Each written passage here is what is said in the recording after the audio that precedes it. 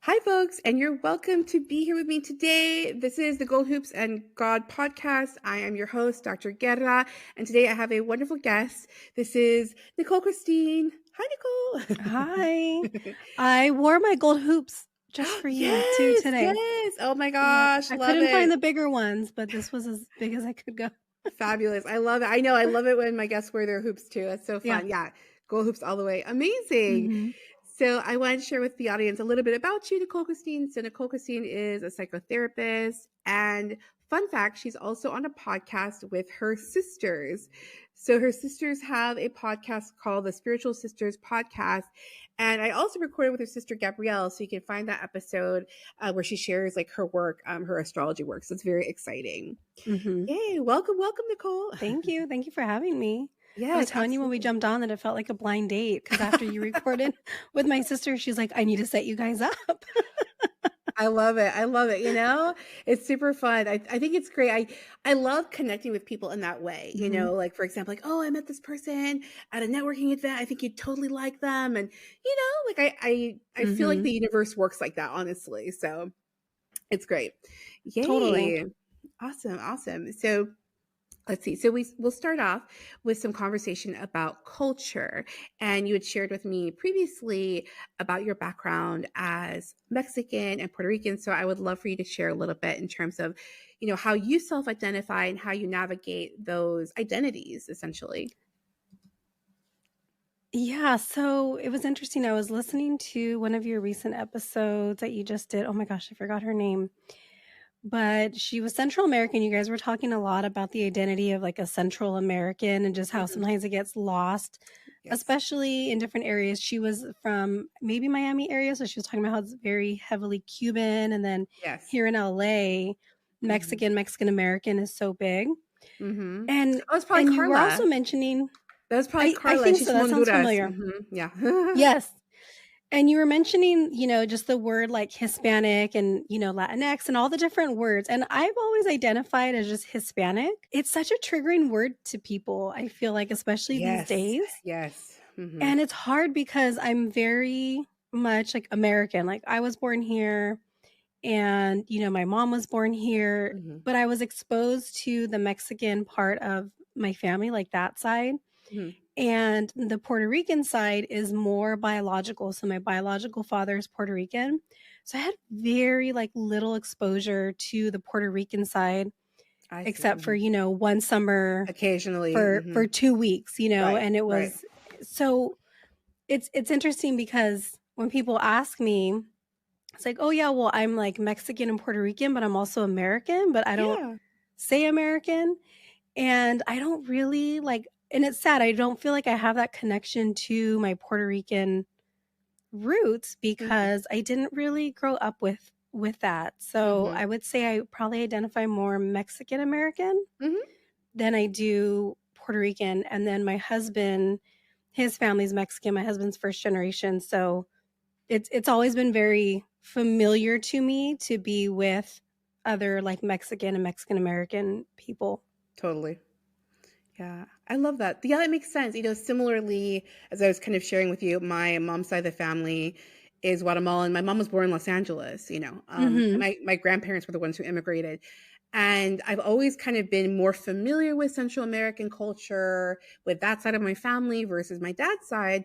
My dad is from Guayaquil, Ecuador. And it's true. There's not a ton of Ecuador. And also it's proximity, right? There's not a ton of Ecuadorians in Los Angeles. And I've shared this in the podcast before. So it's true. It's part of it is like circumstantial. You know, it's kind of like where you grew up, who you hang out with and things like that. Family dynamics, et cetera, as we know, can be challenging. And so I appreciate you sharing that. Yeah. And it can be complicated too, like growing up in the United States and not necessarily spending a lot of time in Latin America or the Caribbean, right? Yeah.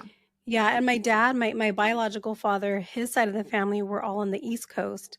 So when I went to go visit, it was in Philadelphia area. So that's where they were all at. And even just being on another coast is a very big culture shock compared to growing up here in Southern California next to the beach and just very, very different.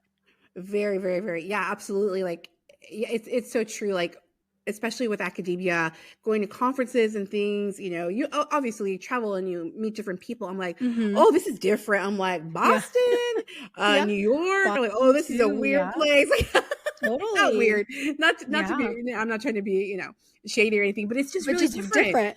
Yeah. Very different. And vice versa, right? People come to LA, like, oh no, like this is a weird place, right? I go to LA and I'm like, this is a weird place. Get me Yeah. back to my little like beach town. Like LA is Totally. just so much going on over there. It's so true. It's like I was joking with a friend. So I went to the store yesterday and the checker was so kind. He had very much like a Southern hospitality, a Southern vibe. I was like, am I still Mm-hmm. in Los Angeles? Yeah. It was funny. I Yeah. was You joking don't with see my that. friend. Or No, I was joking with my friend. I'm like, he must be new. God bless him. I'm like, mm-hmm. he must be new. Like, Mm-hmm. He must be. He came he's out not here. jaded yet. Yeah. He's an aspiring artist or actor. Could And be. Could be. he's Yeah, very he nice hasn't been still. jaded yet. Yeah, he was Yeah. super sweet. He was so kind. I mean, so much so that I actually went back in. I was like, can I let someone know that he was really nice? Like the checker was really, Oh, really I love nice. that. Yeah, Yeah. because it's so true. Like 9 times out of 10, people complain, right? They go up and complain, where's the manager? The Karens, the Yeah. Karens of the Yeah. world. Mm-hmm. And so I was like, you know what? Let me celebrate this guy, right? Like let me Yeah. acknowledge his kindness because it goes a long way. It Anyway, does. but yeah. It does. Yeah, that's great. But that's super cool. Yeah, I love that. Mexican American. Yeah, I mean, and it's such a strong culture. You know what I mean? Mexican American, Chicano culture. It's such a Mm-hmm. strong culture. It's so beautiful. And even within Mexican culture, there's diversity depending on what region a person's from, the food style, etc. It's very cool. Yeah, the food and just so in our area, we have a lot of different Mexican restaurants, but even just the styles of food Totally. is so different from one restaurant to another where we're at. One thing I kind of wanted to mention too that Please, yeah. that I was just thinking of was it's always been kind of difficult for me to really identify like who I am. Like I said, I don't really say American, kind of like Mexican American, Mm-hmm. because I'm very white facing. So when people hear that I'm Oh. Puerto Rican, Mm-hmm. I look at this hair, and Yeah. and it's not, your typical like beautiful curly Curly. Puerto Rican hair. I have Yeah. this, straight white girl hair, and people aren't really quite sure what I am. So sometimes people are like, Mm-hmm. "Oh yeah, that girl, she's like totally Hispanic." And Mm-hmm. sometimes like, "No, she's super white." And so it was Mm-hmm. hard cuz I never really felt like I fit in one way or another. So the city that I grew up in that I live in now, Mm-hmm. there's a very heavy population of Mexican American. Mm-hmm. And then I went to another city, which was primarily Caucasian, which was just one city over. So I was always like too white for the Mexican city, and then I was like too like not white for the Mm-hmm. Caucasian city. It was very interesting. So I think I've always had kind of that hard time like finding my Absolutely. place. Absolutely. It's that issue that so many of us have, ni de aquí ni de allá, right? Gloria Hmm. Anzaldúa, she articulated it so well, the borderlands, like what does Yeah. it mean? We go Hmm. to our home, our quote unquote, our home countries, and we're too Americanized. And here in Yeah. the US, we're not accepted either. So Right. it's very challenging. And I agree with you too. Like I've had those moments where people sometimes they automatically assume what I am. Sometimes they're confused. And Mhm. it's true because I think many of us, there's this perception of what a Latina looks like. Even if you see, for example, like telenovelas, there's a Mhm. certain look of like who the Yeah. main characters are, who are, the ones who are sort of the sidekick characters or whatever. It's fascinating. Yeah, there's a lot there for sure. For Yeah, sure. For sure. definitely. Yeah. Oh, culture's so fascinating. It is. It is. Culture Yeah. and identity is super interesting. Yeah, so I'm teaching and my students will share, especially students who have very different cultures. They're like, oh, like I'm Japanese Mexican, or I'm African American and I don't know, Thai, who knows, right? Mhm. And so like they Mhm. come from very different cultures and it's a challenge, it's It beautiful. is. It's a beautiful challenge, right? So It it's like is. they love both sides and yet it's hard to find a place, right? It's hard Mhm. to really, it's very challenging to feel like fully embraced or fully accepted anywhere. It is. Yeah, Yeah. for Yeah. sure. Oh man, yeah. So, and California as a state is a trip. California in and of itself, right? Like you go north, it's very different. If you think about like Bakersfield, farming land, totally Yeah. different vibe. Then you come to LA, San Diego, and then literally borderland of Yeah. Tijuana, etc. Totally different. It is. Yeah. Even the food, so Yes. even from Mhm. San Diego County to LA County, like the Mhm. Mexican food is so, so different. And it's like, how are we getting things so different when we're not that far apart? Totally. Mm-hmm. I agree, definitely. Oh my goodness. So let's dive into my favorite topic, which is Yeah. religion, spirituality. Yeah. Yeah, I would love to hear about your journey a little bit, of course, as much as you feel like sharing. Yeah. And yeah, if you can share a little bit as far as like your own path, kind of like how you understand those energies, etc. Your experience with religion, if you've had experience with organized religion, etc. And then how the podcast came about, because as I think I mentioned Mm-hmm. previously, I worked with Nicole's sister Gabrielle, and she did a reading for me, and it was Mm-hmm. spot on, really She's amazing. good. She is good. She's got the Not just because she's gift. my sister. She's No, just no, no. good. She's Yeah. got the gift. She's Yeah. got the gift. And it was it was funny because so many things that she told me, and I was like, yep, yep, I felt that, and confirmed. Mm-hmm. Like it was great. So I would love to hear from you kind of yeah, what your path has been. Definitely. So I was raised Catholic, and my exposure to organized religion, I would say it's kind of left a little bit of a bitter taste in my mouth. And that goes back to me even just being a baby when my parents couldn't baptize me because they weren't married, right? It was the 80s and things were a little bit different. Yeah. And just being able to find a church that was willing to baptize me Wow. to unmarried parents, right? So that was a little bit of okay, not too cool, but whatever. Right. My grandma was a catechism teacher. Oh my gosh. And yeah, so she was very big on, okay, you're going to do all your sacraments, and made sure that Super my mom had important. me enrolled in catechism. Yeah. And then I don't know what happened that I stopped going to catechism. I don't really remember what the circumstances were, but my grandma got permission from her church to start doing like home lessons to me Nice. for catechism. So I was getting homeschooled for catechism, Oh. however many days a week that was. And then I had to go and finish it in person. So my grandma was like, okay, you're going to do your communion. I turned 18 and my grandma said, hey, I signed you up for confirmation classes and they start next week. And at 18, I had just graduated from high school. I didn't have a car yet. Like I barely had a job. I was just figuring stuff out. Yeah. Yeah. And I said, well, grandma, like, how am I going to get there? Oh, well, grandpa's going to pick you up. Like she had it all set She had out. it all planned out. She had it all planned out. He's going to pick you up this time, and then he's going to drop you off this day so you can still make it to college and, all Oh these my things. gosh. And, My you goodness. couldn't say no. Like you Yeah. could not say no. Yeah. Yeah. So I ended up doing all of that, communion, Wow. confirmation, because I was kind of like forced into it, kind of Kind of backed strong-armed. into it. Yeah. Yeah. Yeah, I didn't really have a choice. And it was funny because when we were going to get married, my husband really wanted to get married in the church. And I was good. I said, you know what? The church will take me because I did my communion. Look at that. Look at that. But my husband, It came in handy. heathen, yeah, the That's so heathen funny. that he is, didn't do his confirmation. So then we That's couldn't funny. end up doing it. And yeah, so that was kind of like my exposure to it. But I got a little, I don't know what the word is, just like disenchanted, I guess, with the Catholic Church for Totally. many reasons, Sure. especially with all the scandals and Sure. whatnot. So I still like identify as Catholic because I feel like it was such a big part of who I was when I was younger. Yeah. Not so much now.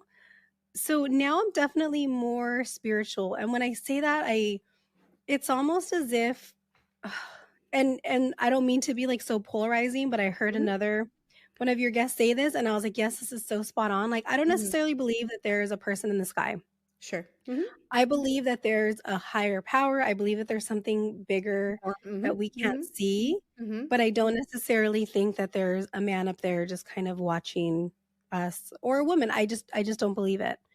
So my views have definitely become more, I don't know, like spiritual and universal than the Catholic way. Mm-hmm. Yeah, it's amazing. Like I love that. Thank you for sharing. Yeah, it's so funny. Like I'm with you, right? Like I'm with you. I was raised Catholic. I had some very negative experiences, growing up in the Catholic Church, etc. And I didn't do my confirmation until I was in college. I was a freshman in college, and it's so different because I chose it, right? Like I Right. thought about it. I was like, no, actually, like I do want to do this. And in the college setting, thankfully, thank God, the campus ministers approached it differently. And like Okay. my sponsor was like a sophomore in college. She was like basically like my same age. Anyway, so it's I get it. I really, really get Mm-hmm. it. And that's the thing is like, especially as I have the privilege of talking to so many young people through teaching, right? And so many of them are like, yeah, there's just this feeling of like disappointment, There is, yeah. disillusionment, disappointment. And the top reasons that people have, totally valid, are the way women are treated in the Catholic Church. Women are still not able to be ordained, right? LGBTQ concerns, the homophobia, transphobia, like it's Totally. so real. It's so real. And so I fully get it. I fully get it. And it is fascinating because many people will express that sentiment of cultural Catholicism, Mm-hmm. even if a person is not going into church every Sunday, even if they're, not like super religious, there is a familiarity, It with is. things like, right, with things like Our Lady of Guadalupe, the Mm-hmm. Rosary, like things like that. It's like, okay, and even if, right, for example, like if a little cousin is born and they go get baptized, people go Yeah, because it's we about do family. that. Because it's about Yeah. family more so than it is. And it's so true. It's like people go more so because of the family, not necessarily because it's like a Yes. religion thing, right? Right. No, I think that's Yeah. totally what it is. Yeah. And even so, right, like I'll still sometimes do the sign of the cross when I'm, passing by one of the churches. And Yep. so there's still little parts of It's it in autopilot. me. It's autopilot. Yeah, it is. It's like, oh, turn the music down and Yep. Yep. so there's that part. But then also, as I got older and then it was my turn to baptize my son, I Mhm. ran into the same issue Ah. with not necessarily because me and his father weren't married, but it was, oh, well, are you guys a part of this church and are you going to come? And it left such a bad taste in my mouth when we went to Mhm. go see this one church, Mhm. and the would-be godfather was on speakerphone. My sister was with us. She's my son's godmother. Mhm. And when we walked out of there, they were both like, what just happened? And like, Mm. why did that person like treat you that way? I was in Yeah. tears. I was Oh in wow. tears. I was like, I Oh just want to baptize my no. son. So I ended up having to go to the church that kind of takes everybody, Yeah. Yeah. the Catholic church in town that ended up, where I did my communion and where I did my confirmation. Yeah. And it was no Yeah. problem, but it Yeah. was, I tried to venture out, let's do That's something so in the interesting. middle. Mhm. Awful, Mhm. in tears. And I was like, Wow. this is so bad. That's So terrible. bad. Yeah, literally talk about leaving a bad taste in your mouth. That's exactly, Yeah. unfortunately those stories are very common, right? Mhm. Unfortunately. Um and wow, that's so, yeah, it's sad because it's very true that there are churches like that, right? Where, if a person's divorced, they can't take communion, like they're super, Yeah. super, super strict. But I'm glad that at least like you were able to find a church that's more accepting, more Yeah, welcoming. definitely. That's good. That's good. I have Wow, some yeah. hope for the Catholic faith now and just the religion and itself with the new pope. Yes. I was a little on the fence about him day one. I was like, I don't Yeah. like this. I don't like this at all. I had to do a little bit of homework and I said, you Mhm. know what? This guy seems okay. So let's Yeah, see what he can yeah. do. So I'm I'm hopeful. keeping my fingers Yeah. crossed. Totally. I'm hopeful too. I'm optimistic for a couple of reasons. I feel like his experience living in Peru is very significant. He lived in Peru for over a decade, maybe longer, and I Mhm. think that being in that environment, experiencing other parts of the world, you know, I think is transformative, and he wasn't in Lima. He wasn't in like a Right. huge city. And so to be in that environment, and it seems as though most of the community there really loved him. They were like Mhm. super excited for him, really loved him, really embraced him. And that's huge too, because I was curious. I was like, okay, what are people saying, right? Mhm. What are people saying? Like, what is this community saying? Are they saying like, oh, he was awful, he was this, he was that? Or are they Right. saying like, no, he was great, we love him, he's amazing? And it was the latter. They loved him. Yeah. They embraced him. So that gave me hope. And the fact, and this to me was very significant. I'm actually writing about this right now. Is that the first words he uttered were peace, right? Peace on earth, bringing peace, talking about peace. You know, he's already denounced the violence and wars that are happening abroad, the multiple things that are happening abroad. And that gives me hope, you know, that he's paying attention, right? That he's paying attention. He's not afraid to call it out. I think that's what we need, you know? Yeah. And he's denouncing a lot like of stuff that's happening here on our own soil, which I am not mad about. So yes, exactly. Right. I actually think it's very brilliant. The fact the Holy Spirit doing the work. It's brilliant that that this Pope is from the US, right? Because in other words, like, and this is something very interesting, right? And I also say this all the time. Whether or not people are religious, religion still plays a role. You know, religion and politics still go hand in hand. Religion is very influential. Christianity is very influential in this world to this day. And so to this day, people go visit the Pope, right? Vice president, we just had vice president go over there, presidents, world leaders, you know, they do. They do, yeah.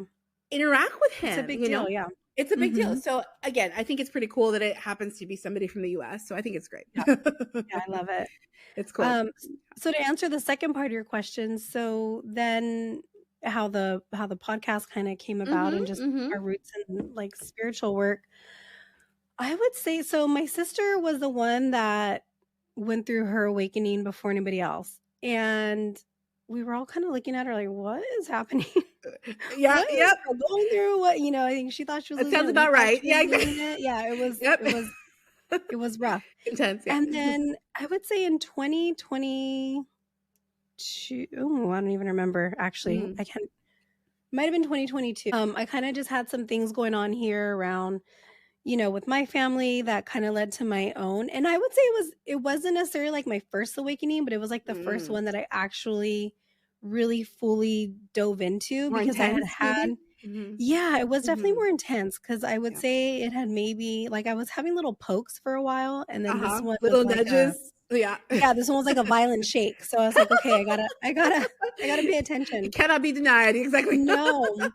And that was kind of like the start of mine.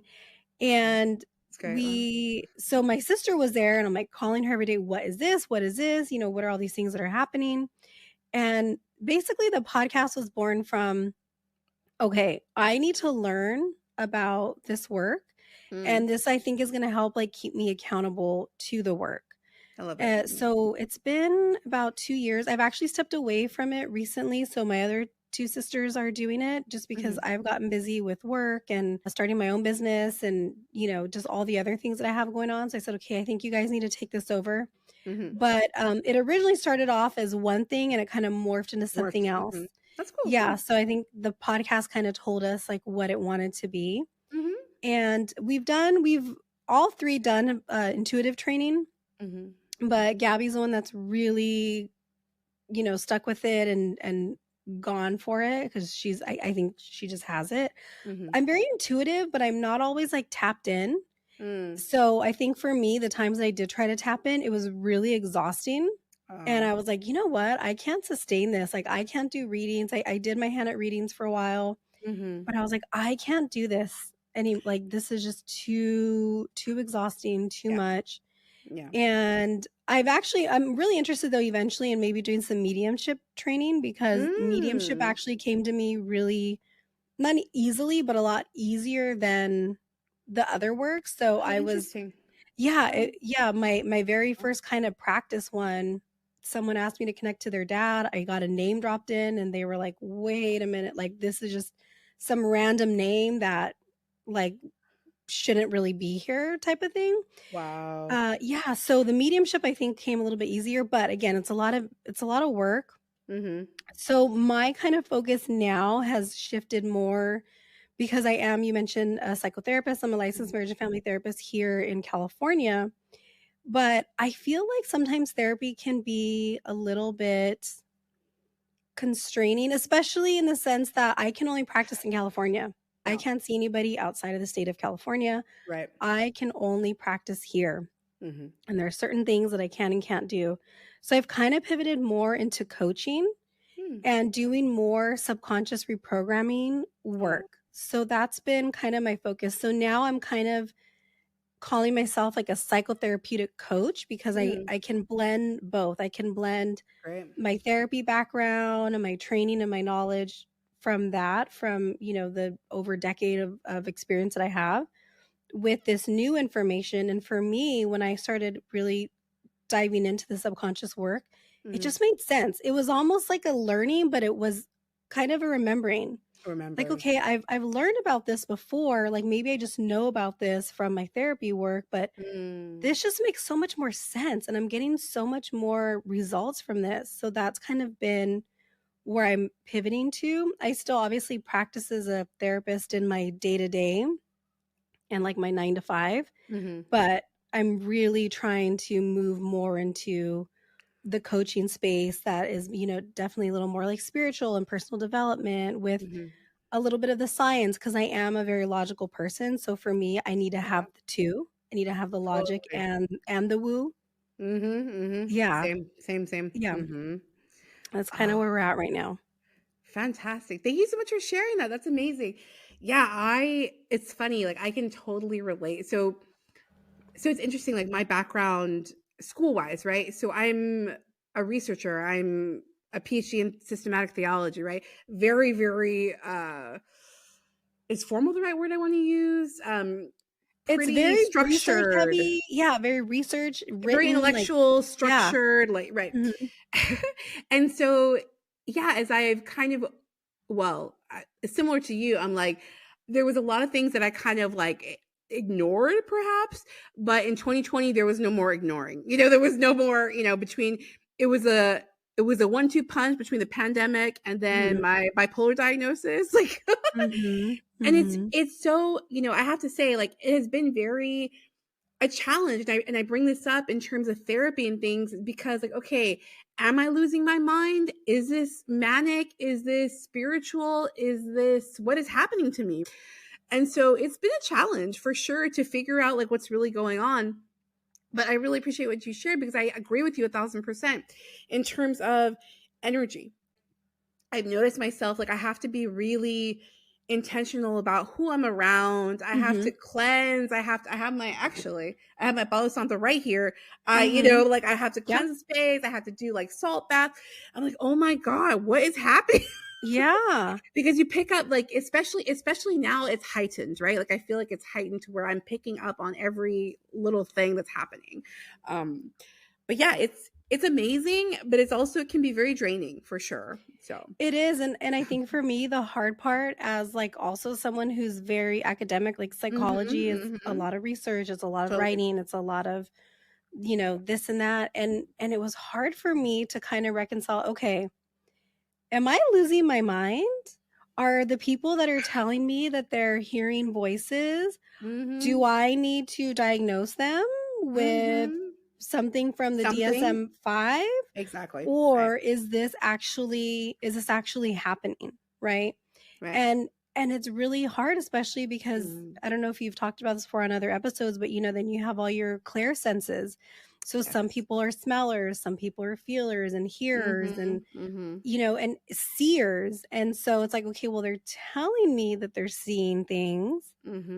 So I need to try to figure out, are they seeing, is it hallucinations or are they seeing like through the veil? See, yeah, that's, oh my gosh, you totally understand. Like you have so well like articulated. It's been a struggle because exactly that. It's like, wait a minute. Like, am I seeing things in like a spiritual way, or am I seeing things so I'm losing my mind? I don't know. Like it's and even for me, and my husband has the same background I do. So when I was kind of going through this and telling him, hey, like I can actually communicate, you know, with spirits, he was like, but can you? You know, so it's a lot of trying to figure out, is it this or is it that? You know, is it medical? Is it spiritual? And I'm kind of like towing that line a lot, which is I'll have my therapist hat on and, my research hat, but then I have my spiritual girly hat, and I'm like, okay, like, what is it right now? Because it's not always easy to like decipher and figure out. Yeah. You know what? This was such a small but very helpful thing. And I wish I remember who told it to me. Someone said, like, do you feel scared? Right? Like, if you feel scared and nervous, then, you need to be careful. You need to kind of check in with your therapist, et cetera, et cetera. But if you feel like peaceful, and if you feel like not scared, and you feel like supported, maybe it is that passed on relative. Maybe it is, an angelic presence. Who knows?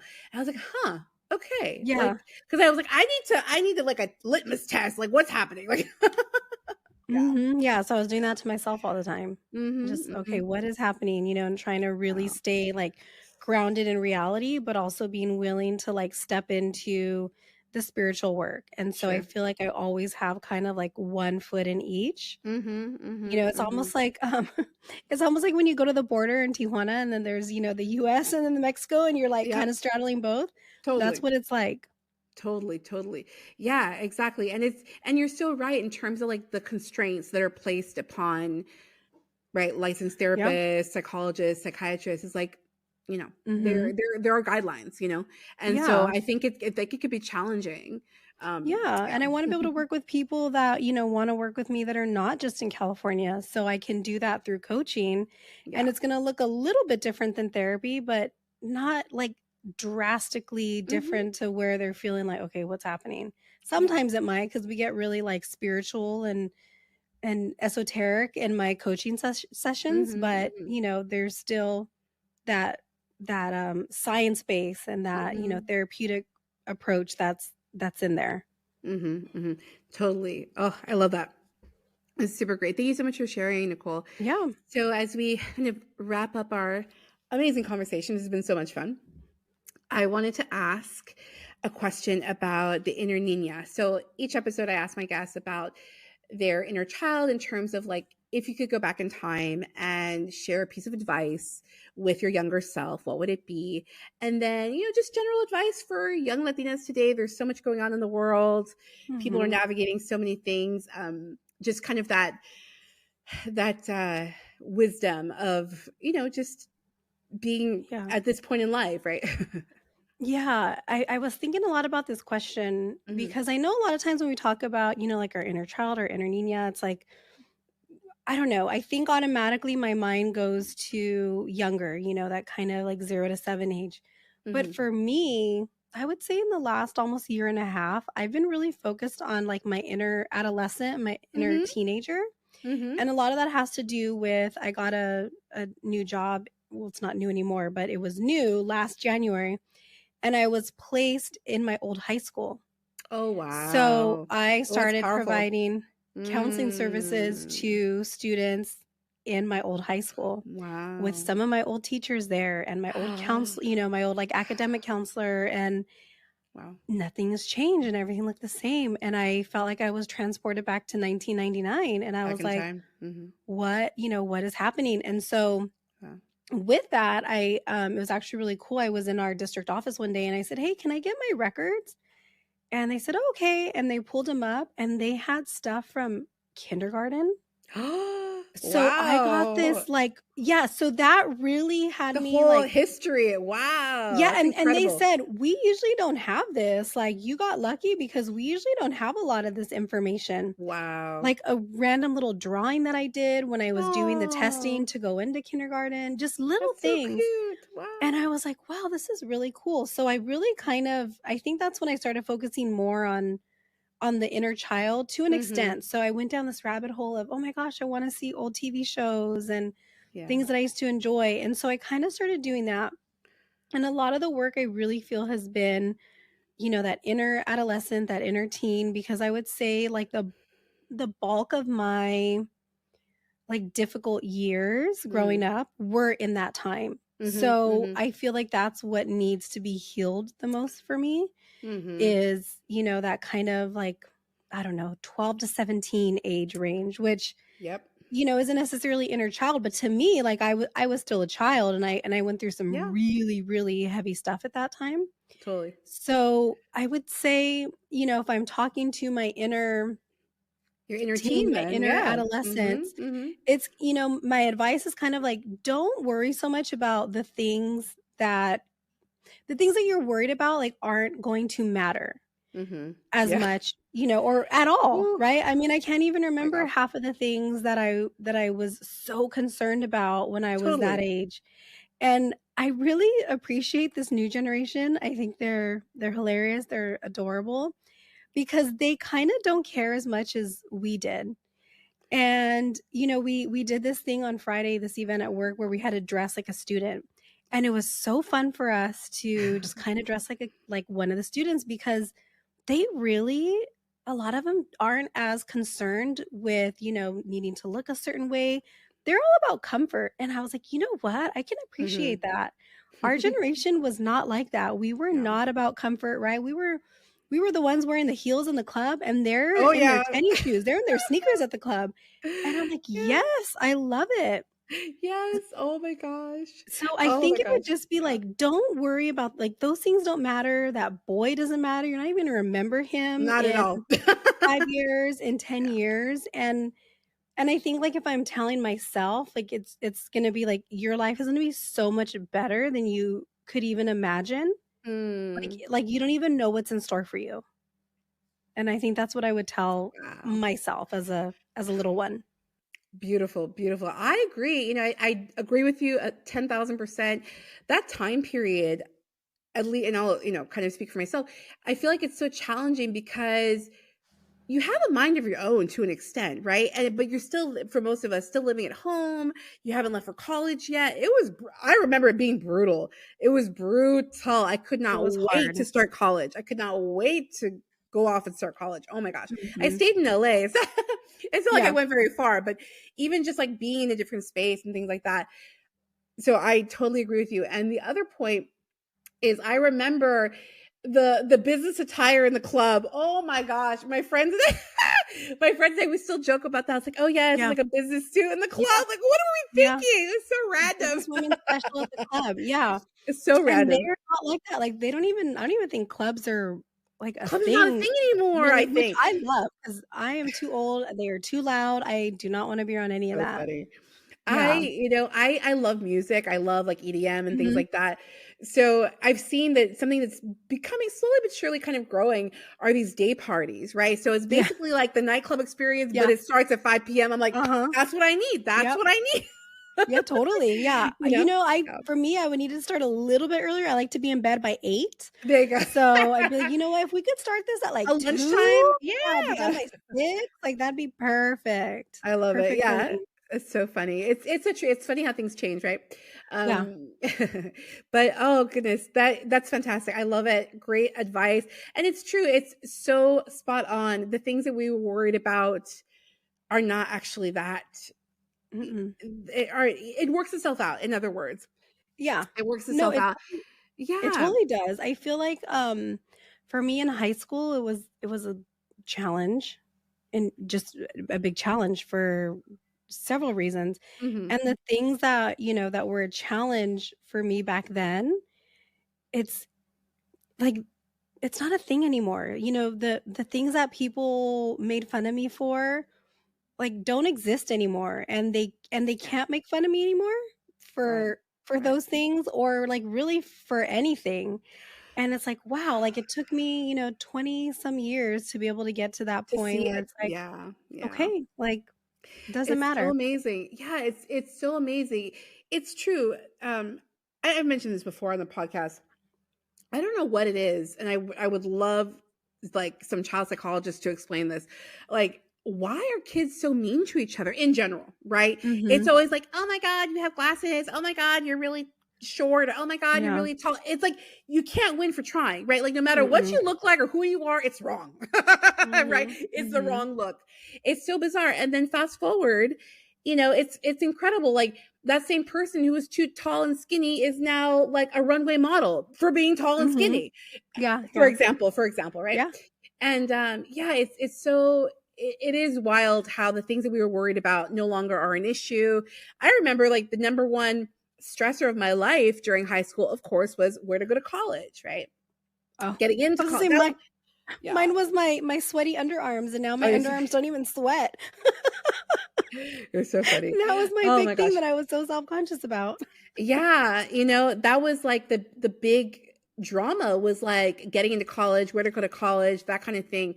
And I was like, I got accepted to a couple, I got rejected from a couple, and I went to Loyola Marymount, which, again, looking back, that was the right place for me. You know what I'm saying? Like, that was the right place for me at that time. I had a great experience, etc. And we move on, right? It's like that, those 4 years came and went, and you move forward. But it's really interesting how, like, those things that stress us out in the moment are a non-issue later on. Yeah, and that's funny, because college wasn't even a thought for me. Like, I was just ready to get out of high school, and I wasn't even thinking college. And I people didn't expect a lot from me. So, when I did go to college, somebody really close to me, and it wasn't meant maliciously at all, but they said to me, "Wow, we're so proud of you. You're graduating from college, and we all thought that you were going to end up, a pregnant, a teen mom on welfare." Oh no. And I said, but that was, That's rough. that was what was expected based on, my home life and just everything. Wow. So the fact that I, not only didn't become I didn't become a mom until I was 32. The fact that I didn't become a teen mom, and I graduated college, and I went and got a master's, and I got a license. It was above and beyond. Yeah. So college wasn't even a thing for me in high school. So good for you. Totally. Yeah. Like, it's,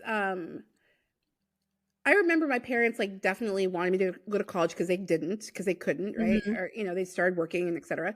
But, I think that once I like pursued the PhD, they're like, wait, what? You're going to keep going to school some more? I'm like, yeah, I am. And so, it's cool. Again, I think everyone has, this life is so crazy. I think we all have our path and our destiny and things like that. And so, and this is another thing, if I can like kind of chime in too, in terms of the advice, your life doesn't have to look like everybody else's, and it's okay, right? Like, your life does not have to look like all your cousins and all your neighbors and all your family members. No, like, your life is your own, and it can look super different, and that's great. Maybe that's what's supposed to happen. I think that's advice I'm trying to take in myself right now, because I feel like I'm trying to move towards like a different path and like a different vision than what I had, 10 years ago. But it's something that nobody that I know is doing or has done. And so it's a little scary to be like, oh, I want to do something totally different. And people are kind of looking at me like, why? Just, you have a license, just like do something with that. Leave it at that. Yeah. That's not enough for me. Yeah, no, change is good. Change is good. Change can be uncomfortable, but it's totally worth it. I think, most importantly, especially, like, as intuitive people, spiritual people, like, that nudge doesn't go away. That nudge doesn't go away. I was cracking up when when your sister did the reading for me. I think I might have shared this in a different episode or something. One of her first questions is, do you have a book? And I'm like, because this book, I literally, like, this book has been haunting me for almost a decade. Like, I have to write it. And I tried to kind of shelf it. I really did. Especially during the pandemic. I was like, nah, I don't need to do it. And she's like, I can't tell you what to do, but I would highly recommend. Yeah. She's like, I would highly recommend you get that thing published. I'm like, okay. But exactly that, right? It's like those little nudges. You can't run. It becomes louder and louder until you pay attention. Yeah. So when's the book coming out? Oh my God. I know. Like, I'm going to spend some time writing this afternoon for sure. It has to happen. Like, it really needs to happen. I was thinking about the Pope earlier because I was writing, the section that I was working on was about the Pope and stuff. Thank you. It's exciting. Yeah, it's exciting. It definitely needs to, be birthed, as they say. So oh my goodness, Nichole Christine, this was lovely. This was a fabulous conversation. Thank you so much for being on the show. Yeah, Folks who are listening, yes, thank you so much. So this is the Gold Hoops and God podcast. New episodes are available every Wednesday. The YouTube video is available also on Wednesdays. I upload those to be released at 1:11 Pacific time. And you can find the link on YouTube or just type in Gold Hoops and God. And I will definitely tag Nichole Christine on her social media where you can reach out and connect with her as well. Awesome. Thank you for having me. This was great. This was so fun. Thank you so much.